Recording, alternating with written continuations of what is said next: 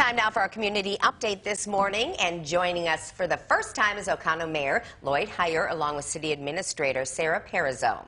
Thanks for joining us. Well, your city has seen an increase of positive coronavirus cases. Why do you think that is? You know, we're a rural area, and I think it was a delay in getting up to us, if that makes sense. I also think people maybe relaxed a little bit, thinking it wasn't going to get to us initially, and now it is. Now, you had to close City Hall. When will you reopen, and how can people still do business with the city? The City Hall is open now. Okay. We closed it because we had some COVID in the City Hall itself. I shut it down basically because I wanted to protect our people working.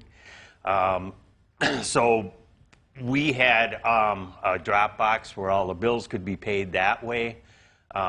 They could get into the front door, but they couldn't get any farther into the building. There was a buzzer if they needed to see the police and fire, that type of stuff. But we did it for the safety of the people of the city and the safety for Sarah and the rest of the people that work there. Even our council, we've had different types of setup where we went on the phones and set them up where we stayed home. To be totally honest, that doesn't work well because you get into a debate, and we had it happen where all of a sudden you got three people trying to get their opinion across, and they're over talking everybody. Yep. We still have our council meetings, but the way we're doing it now is we separate.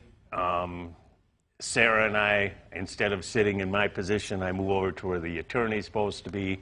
He goes out in the audience and sits, and so we get that separation. And the meeting's so much easier to control that way, because if somebody starts speaking out of turn, I can say, okay, wait, you have to wait your turn.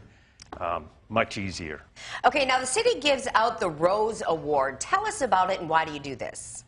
The Rose Award is for businesses, or rather homeowners, property owners, and businesses that have improved their outside of their home or business in a major way that shows the pride in the city.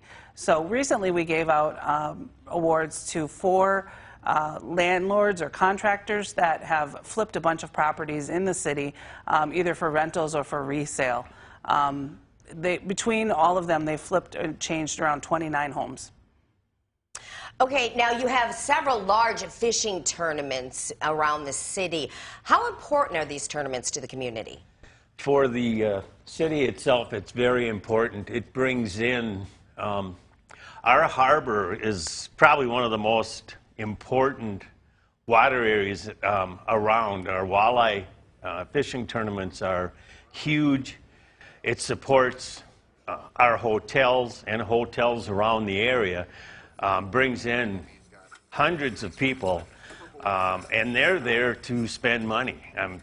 A lot of these are professional people that are sponsored, and they come and they go out and eat every night, and then get up early. They're buying gas. A lot of people don't know that, but when they pull into the city, none of the boats have gas in them, because it'd be like a torpedo on the highway.